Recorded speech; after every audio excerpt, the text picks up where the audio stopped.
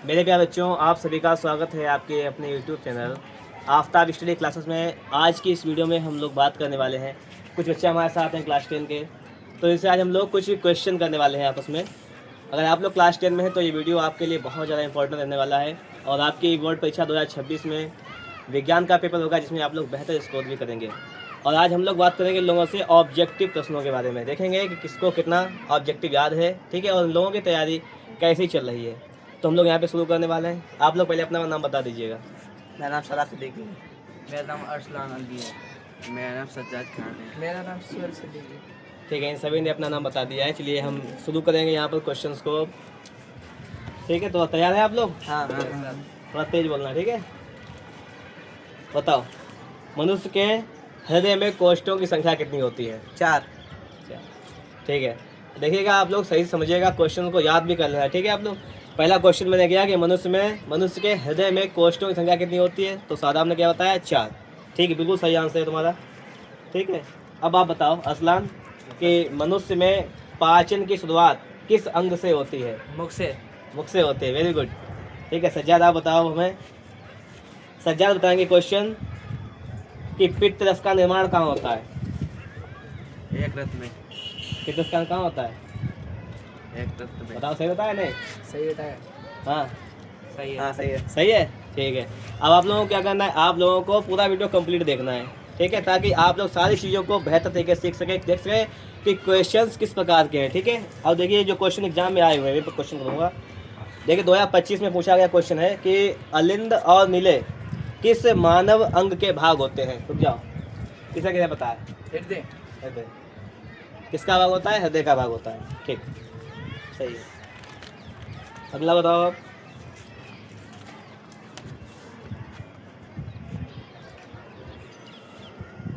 Question आपका है कि निम्न में से कौन सा एक विषमपोषी जीव है? कोई ऑप्शन मिलेंगे आपको, ठीक है। इसमें आप भी सुनना, कौन सा क्वेश्चन पूछा है कि निम्न में से कौन सा विषमपोषी जीव है? फफूंदी, हरी घास, आम का पेड़, केले का पौधा। बताओ। फफूंदी। फफूंदी हो जाएगा। ठीक है, गुड। अब अगला बताना है इस्लाम को कि अपोहन किससे संबंधित है? पोषण से, श्वसन से, उत्सर्जन से, परिवहन से। बताओ, अपोहन किससे संबंधित है? बताओ, तुम बताओ। उत्सर्जन से। उत्सर्जन से। ठीक है, कोई बात नहीं, याद कर लो सही से। अभी टाइम है तुम्हारे पास, अभी नवंबर चल रहा है ना, अभी 2 महीने का टाइम है, सही से याद करो उसको। बताओ अगला, सारा बताओ तुम। लाल में कौन सा एंजाइम पाया जाता है? एमिलस या एमाइलेज। हाँ ठीक है, एमाइलेज पाया जाता है, एमिलेज पाया जाता है, दोनों वही है। चाहे आप एमिलेज कहें चाहे एमाइलेज, एक ही बात होती है। बताओ, यूरिया का संश्लेषण कहाँ होता है? यकृत में। यूरिया का संश्लेषण कहाँ होता है? यकृत में। ठीक है, तुम बताया को जो तुमने बताया तुम बताओ, ठीक है।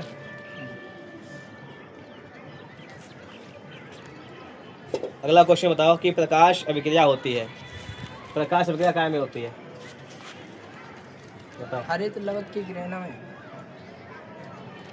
ठीक है, सही बताया नहीं? हाँ सही। काय में होती है? अच्छा, अच्छा ठीक, ये बताओ हमें तुम ये बताओ कौन सी विटामिन जल में घुलनशील होती है?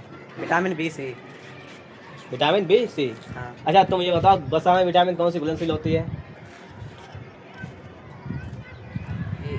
हाँ हाँ बताओ। ए और बी। नहीं, ए बी होती है जल में, सी होती है जल में, बी सी। तुम बताओ वसा में। ए डी ई के। के। ठीक, ए डी ई के।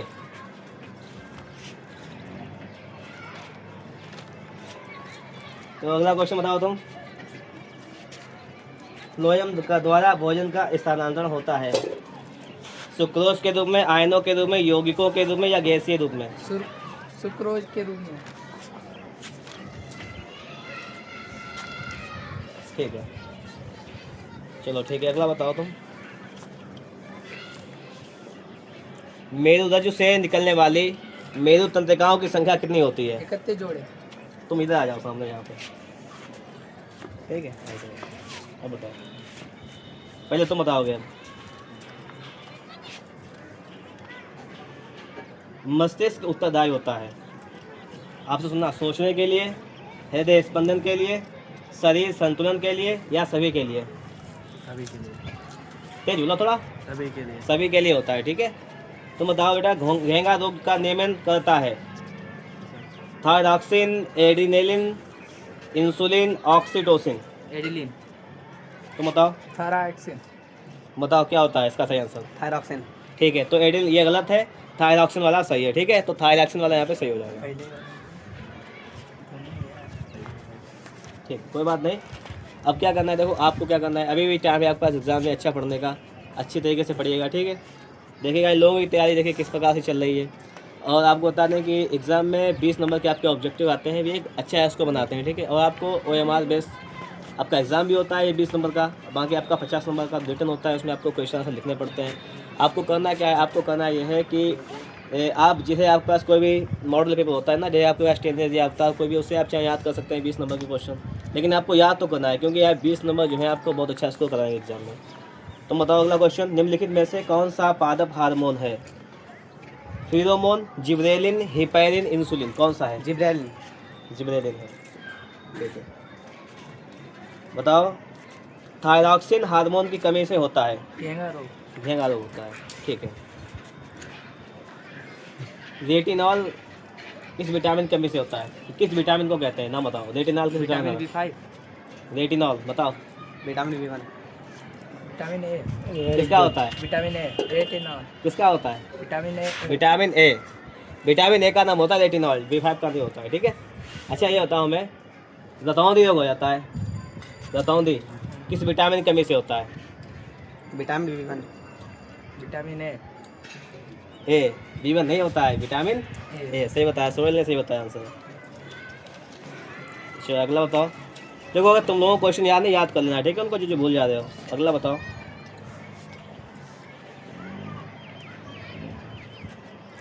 थायरॉक्सिन हार्मोन बनाने में किसकी आवश्यकता पड़ती है? क्लोरीन, आयोडीन, फ्लोरीन, इनमें से कोई नहीं, बताओ तुम। आयोडीन। अब तुम बताओगे सादा अगला क्वेश्चन। मस्तिष्क, ये तो हो गया क्वेश्चन। घेंघा रोग का नियमन पूछ लिया आपसे हमने, जो भी इंपॉर्टेंट क्वेश्चन है पूछना हो, ध्यान से सुनिएगा आप लोग भी। चलिए अगला बताओ।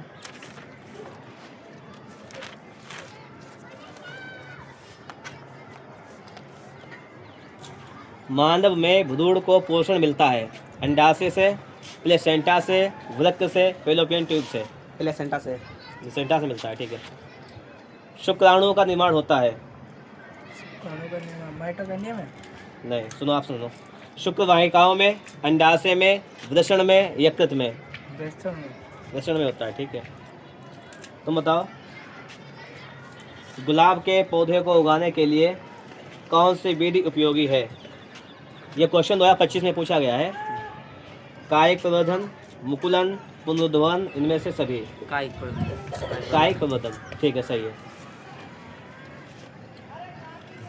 बताओ, अगर हाइड्रा में प्रजनन होता है कैसे होता है? मुकुलन द्वारा, विखंडन द्वारा, खंडन द्वारा, कायिक प्रवर्धन द्वारा। मुकुलन द्वारा। मुकुलन द्वारा होता है, ठीक है। तो देखिएगा हम लोगों ने बच्चों से क्वेश्चन किए हैं, बच्चों ने जवाब दिए हैं। जो भी नहीं आता है ये याद करेंगे, आप लोग भी याद कीजिएगा, अपनी तैयारी को अच्छा कीजिएगा। मिलेंगे आपको एक नेक्स्ट वीडियो में एक नेक्स्ट बेहतरीन टॉपिक के साथ।